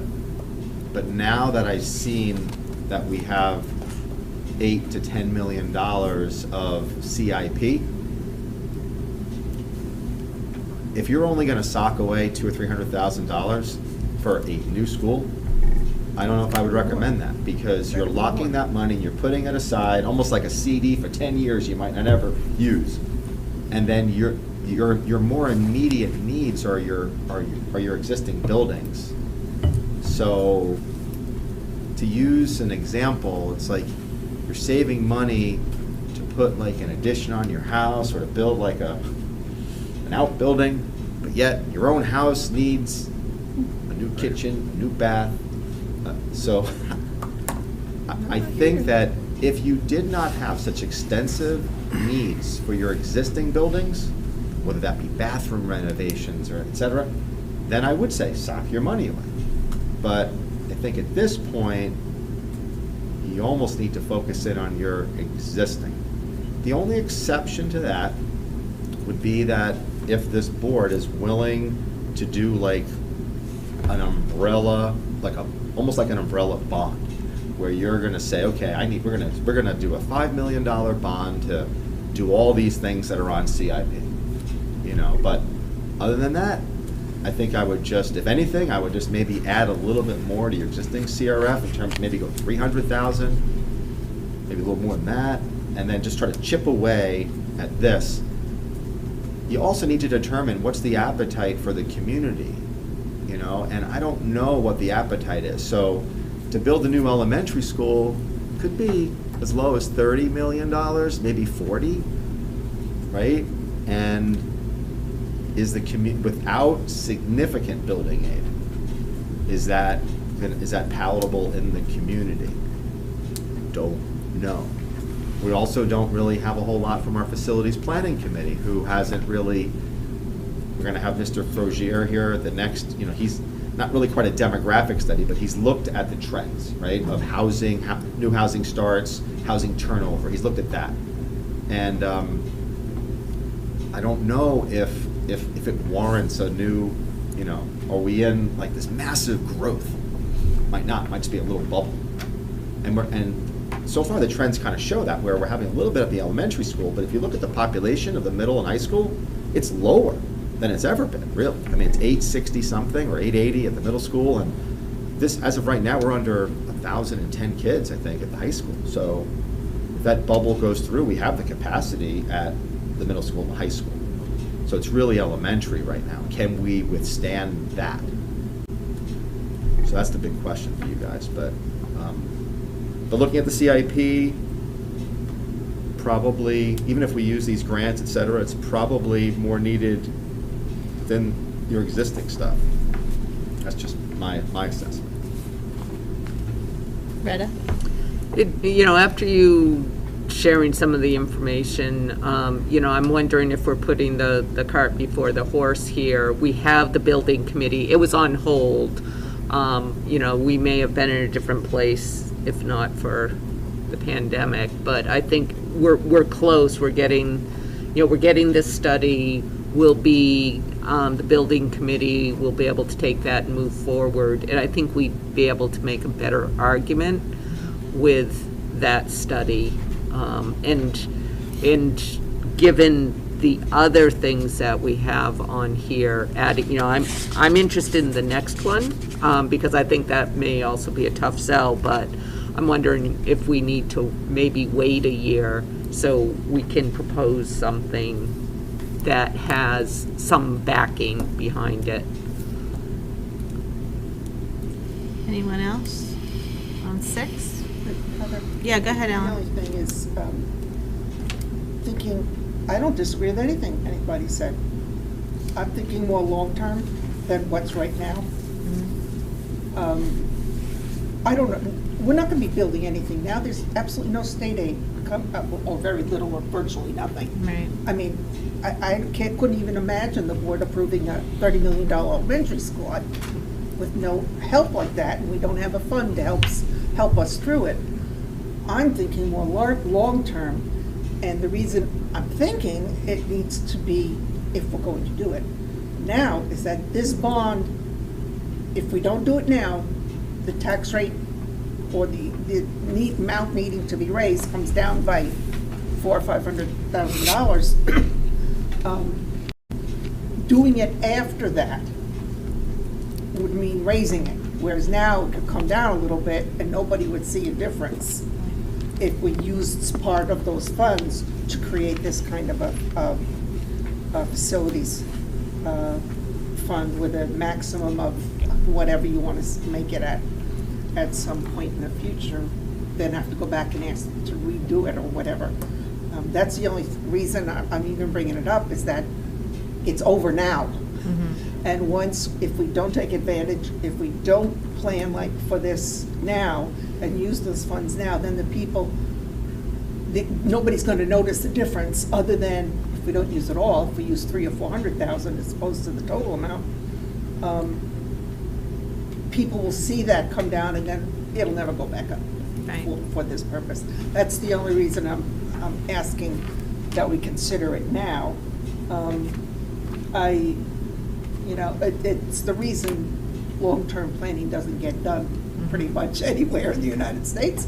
We're looking at now and now's needs opposed to long-term needs. And yeah, there are needs now. You're not going to get me to disagree with any of that. But we have an opportunity here with funds that we can help reduce the tax rate, yet still build for the future. That's my only No, I get thought that. in it. Jenny, did you have your hand up? Yeah, I agree that it's probably a good idea.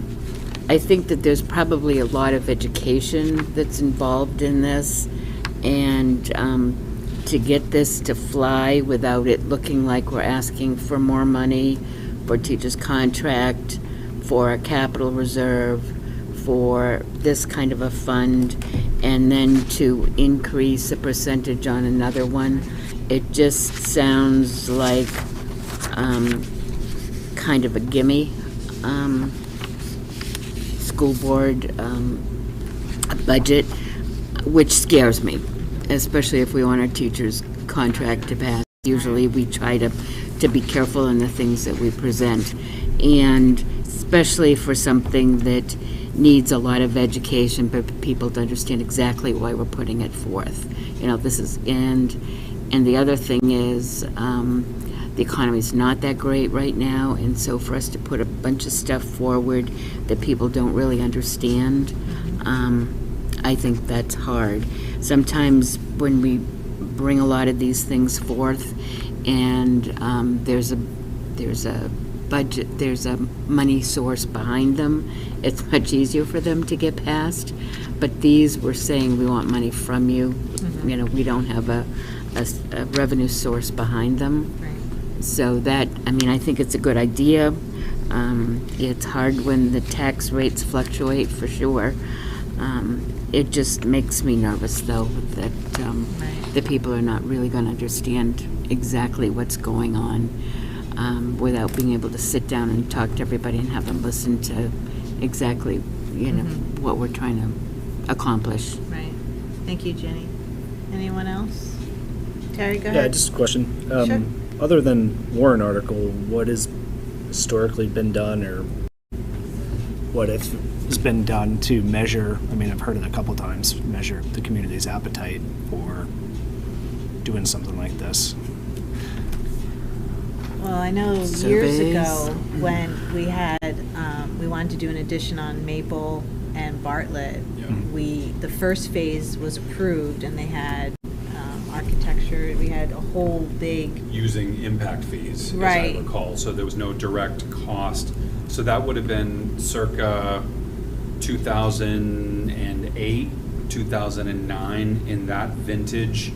Heather's correct, there were two different drawings. We had the different whole years schools done. where a significant renovation to Bartlett and Maple Ave were presented before the voters, and it was overwhelmingly voted down.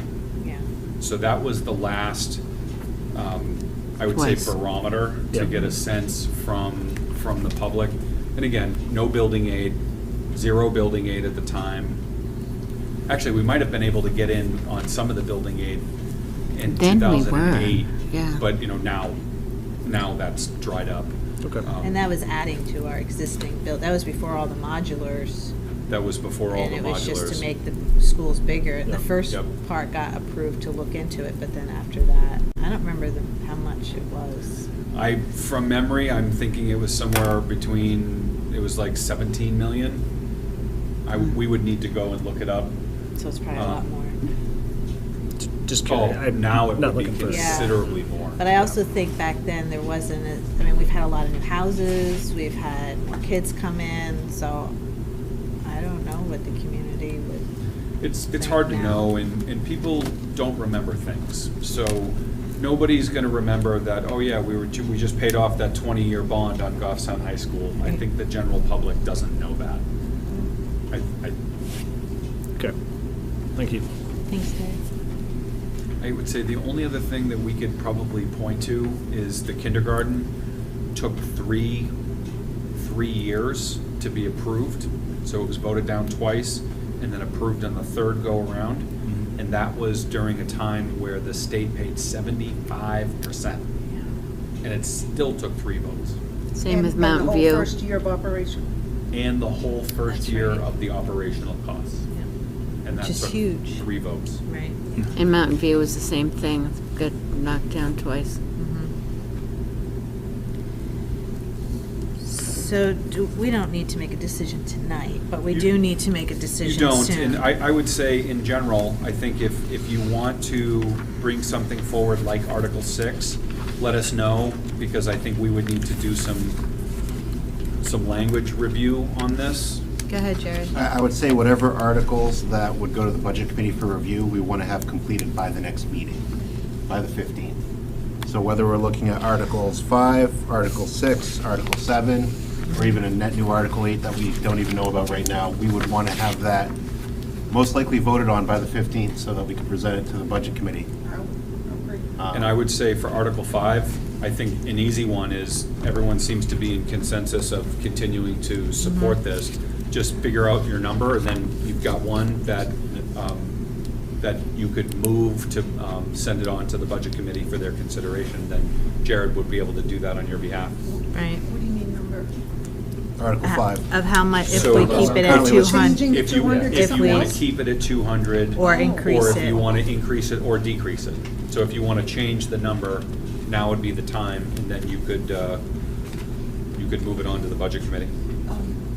If I may, I don't know what I'm sensing, the board does not want to do the long-term helping with the building stuff, but if there's no appetite for that, now would be, I think, the time to raise that capital reserve fund, because we just took out, what, 500,000 or something? We also lost state income from it, so, but I would think now would be the time to do it. That's not going to increase our taxes from what they are now. Has impact, of course, but. Go ahead, Scott. Let me do this.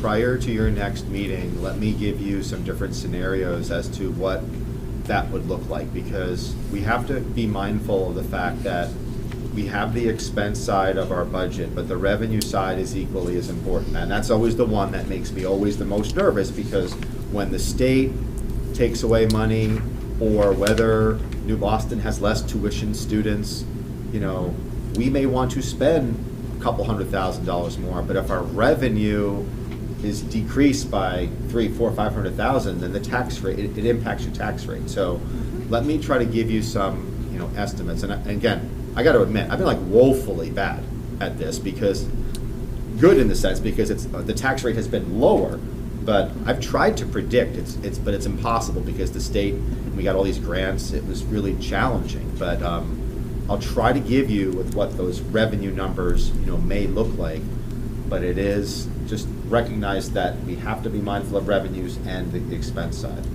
Go ahead, Jared. That would be true as it's currently worded, because this would be coming from an unassigned fund balance. But if this is raised through taxation, we wouldn't have to worry about the revenue side, because it would just be raised by taxation. You always for this have to amount. worry about the revenue side, No, because the revenue would be that it's No, raised through because, taxation, if we change this language. I would disagree. Because I won't be voting yes for this kind of I know, language. I know. I disagree only in the sense that the one number that is the difficult one to predict is use of fund balance, okay? So when you have a higher than expected fund balance, that unassigned fund balance money is used to then offset taxes in that following year. So it does matter in that respect. So And that would happen, Jared, regardless of which way it was worded. Yeah, in my I'm just, opinion. I look, if I may follow Yeah, go up. ahead. As I look at Article 5, as proposed 6, number 7, all of these are from unreserved fund balance. My concern is that we won't have enough unreserved fund balance to actually cover all these articles and all this money that we're asking for. That's my counter to what's being proposed. I know I'm the singular person on this board that thinks that way, and that's okay. But if we're looking at 200,000, 300,000 for the CRF, I think that that's something that your proposal of coming Yeah. back on the 15th, I'm okay with looking I at it have that to, way. I really And- do have to review revenues with you one more time. And as I'm preparing New Boston's budget right now, I mean, they're, over the next 2 years, they're gonna have a little roller coaster. You know, they're having like a decrease in their middle school, increase in the high school. Then they got a big blip next year when they got a lot of sixth graders going into the middle school. So we're gonna have like weird revenue swings over the next 2 to 3 years from New Boston.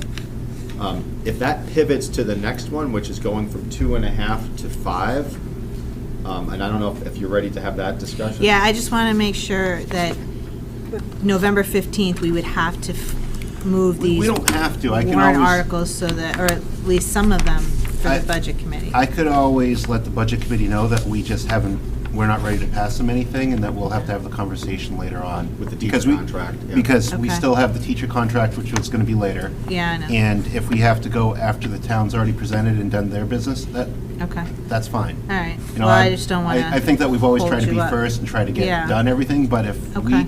if we want to be thorough, and I think that we should be thorough. Absolutely. If we need to be a little bit longer, then we're gonna be a little Okay. bit longer. So you'll get us numbers before the Yeah, 15th, I'll so give we you could different talk about scenarios. number 5. Number 6, what is the consensus? Keep it and then talk later, or take it out? Or we're not sure yet, and we'll come back to it.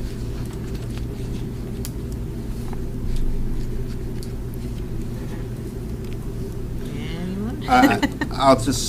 I think that we should scrap Article 6 as presented. I think Retta said it the best. We don't have a strategic plan that supports us at this point. Right. Okay. Is that kind of the consensus?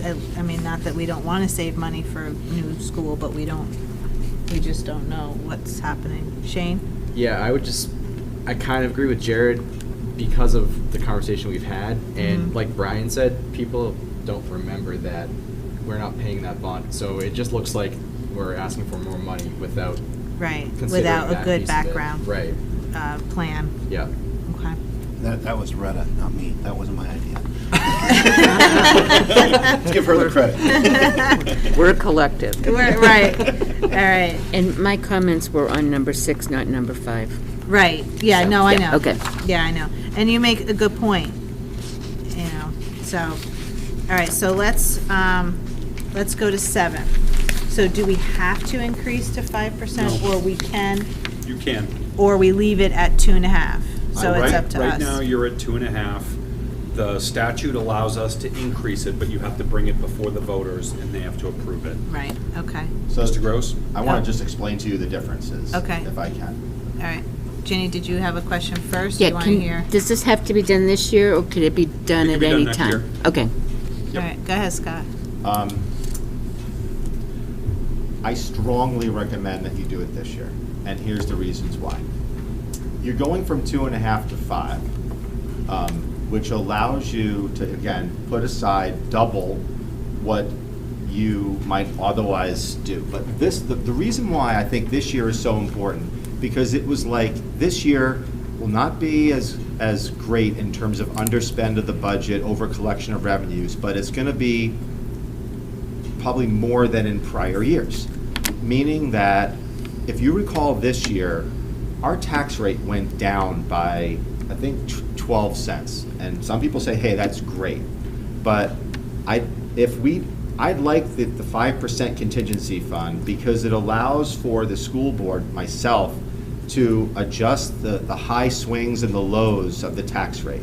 So let me try to explain this to you. So let's just say, for an example, like last year, where we had a combination of underspend of the budget and over collection of revenues of like $3 million, way more than what we thought. And what that did was that a lot of that went to offset the tax rate way lower, I mean, again, it was like a 90 cent swing. So what happens is rather than having like a steady increase in your tax rate, you're seeing like decrease, then increase, and then this, and it's I think it screws with people's mortgages, and it's not great for budgeting. It allows you to make decisions in the months of August, September, October, after your audit is done, and you're able to see what is your unassigned fund balance. By having more money, you can devote that towards tax relief, meaning that the board can say, you know what, we set a target of a tax rate of X. Things did not work out the way that we wanted, so we're going to use some of that unassigned, some of that 5% money, and we're going to use it to offset the taxes. So it stabilizes the tax rate. Many around this table, the ones that I've worked with 20 years ago, always wanted what the select board had, the ability to use fund balance to try to level fund or address the tax rate. Well, now this kind of gives it to you in some respects. Not so much, to what the town can do, because they have an unlimited number, but it gives you a massive, massive tool.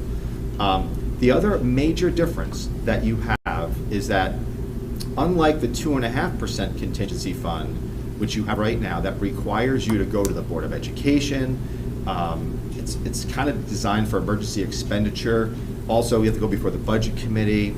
The new language basically states that you have a public hearing, you hold a public hearing, you get public input, and this board then decides to spend those monies. Now, should it be on something that is more urgent, not just on a whim? Of course, but you have greater latitude under the 5% than you do with the 2.5%. So the big thing for me is the fact that it gives you folks a major tool to deal with the good and the bad of the tax rate, which you've always wanted. And why I would not defer it is because I think we're going to have another kind of robust end of year, and this would be the year where you might want to, at the end, maybe it's not 2.5%, and maybe it's not 5%, but maybe it's 3.5% or something. And then if we get to this tax rate setting year after our audits, if we need to dump more money to offset the tax rate, we can do it. So that's why I think it's really important to do. Thank you, Scott. Jared? I guess I'm looking at this, and I don't know if this is just generic verbiage, but the last sentence here says that if an emergency is needed, we still have to go to the New Hampshire Department of Education. Is that the case? It's not the case in the new statute. So this is the language from the old warrant article that we used to establish the fund. So if I said this differently, with the new law, the new RSA, this can be treated as a capital reserve fund and not necessarily an emergency fund, because we don't have to go through the Budget Committee, we don't have to go through the Department of Ed. If it's a need that we're finding that we need in our school district, we just have to have a public hearing and use it. So it's greater scope than what we had before. And I guess my question is, if this is something that we're looking to do, why do we have to have a CRF going forward? Because it's treated as a CRF.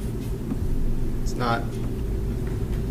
Well, Keep in mind we that can use it as a CRF. We can use this to actually hit things in our CIP.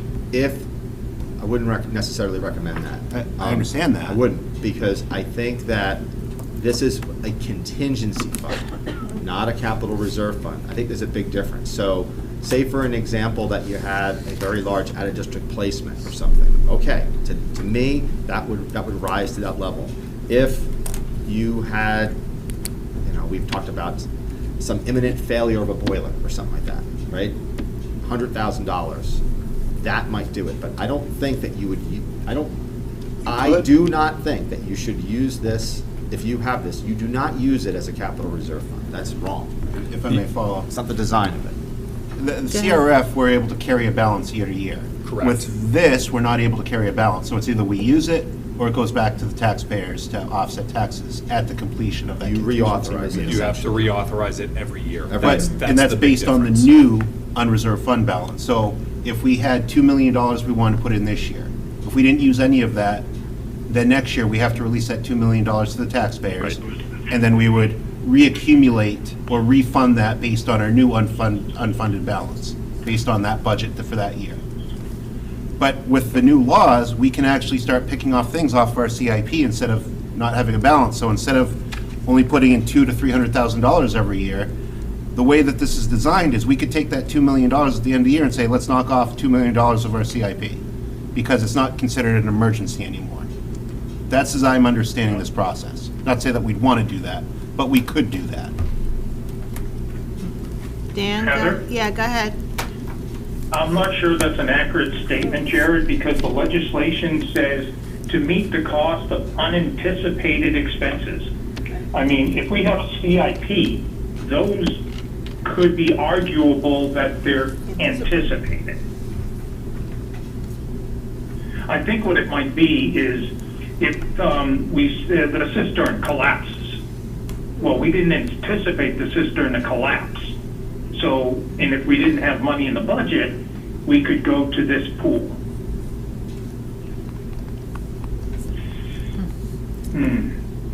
The purpose of this Thank you, Dan. is a contingency fund. It is to deal with unanticipated type expenses and/or tax relief. The difference is you just don't have to go before the Department of Ed and the Budget Committee anymore. It is not designed to be a capital improvement plan or any type of pool of money that you can do whatever you want with. It's just not. And it doesn't accumulate. It doesn't accumulate, no, because it lapses on June 30th of every year. That's why you take a vote in your first or second meeting of June to authorize, it to be set aside. Reduce taxes or emergency. Correct. And what I'm saying is that when you have it at 5%, you can add more to it. And then a few months later, after your audit is done, when you start to get your audited results, you know what your unassigned fund balance is going to be. If there is a shortfall there, so we had predicted that we would have, I don't know, give you an example, $2 million of unassigned fund balance, and it only came in at $1,500,000, you can say we're going to use $500,000 to stabilize it, to this is what we said the tax rate was going to end up being, and that's what it's going to be. It's just a very good tool. It's for those who've been around for a long time, it's what you've always wanted. I'd like to move that we move forward with 7 with new language. Yeah, we need to see the new language, maybe on the 15th. We'll get it. It's the new language. Specifically what the law states now and what we can use it for. I guess that, Yeah. what Dan's saying, I trust Dan. But I just want to make sure that there's an understanding of what these funds can be used for. Taxes and emergencies. And the other thing is that, I'm sorry, Dan. Go ahead, Dan. No, it's quite broad, I think, with the lack of definitive information as they had before. It's very generalized, and as I said, it depends on how you want to define the verbiage, unanticipated expenses. So there are some school districts that have implemented a board policy along with this, that says that when they have adopted it, that they consult with their finance or budget committee, knowing that they have no statutory authority over the school board, but it's part of their policy that if they ever expend from it, that they consult with or notify their budget committee. So, which is a courtesy type of thing. Just like the school board statutorily does not have to comply with zoning and regulations, but you do so because it is a courtesy before a planning board or a zoning board, you do that. Does the select board notify the budget committee when they use their? They fund? don't. Okay. They don't, but I'm saying that doesn't mean that they necessarily shouldn't. But, Right. and you could argue that they do, because whenever they spend from it, they do so, Ellen, because they put it on the ballot, and then the budget committee weighs in on. That's why we have on that. 23 warrant articles on the town side. Right. Okay. All right, I so, think it's a motion. so, Did I make a motion? No, I think it's just, so we're gonna Comes get out. more Information. information for Article 5 and Article 7 at our next meeting. And Article 6, as much as we would want to I think it sounds like we are not going to, and strike Article 6. Okay. Is that what I'm getting from everybody, at least for right now? Yes. Okay. Do we need a motion to do that? Nope. All right, Nope. so November 15th, we'll get more information on articles. Yep, sounds good. All right, is there any other discussion on articles before we move on? All right, so school staffing, none. Wow, none. None. All right. I don't think so. It's a first. Doesn't happen very often. No. Other business that may legally come before the meeting? Seeing none. So we do have non-public at least one, which is C. Correct. So I'll need a motion to go into non-public under RSA 91-A32C, matters which, if discussed in public, would likely affect adversely the reputation of any person other than a member of the public body itself, unless such person requests an open meeting. This exemption shall extend to any application for assistance or tax abatement or waiver of a fee, fine, or other levy if based on inability to pay or poverty of the applicant. So moved. By Ellen, do I have a second? By Shane. Do roll call, Retta? Yes. Ginny? Yes. Jared? Yes. Dan? Yes. Janelle? Yes. Shane? Yes. Ellen? Yes. Terry? Yes. And Heather, yes. So we are in non-public. We're going to take a break, let GTV break down. Bye, Caleb. Thank you.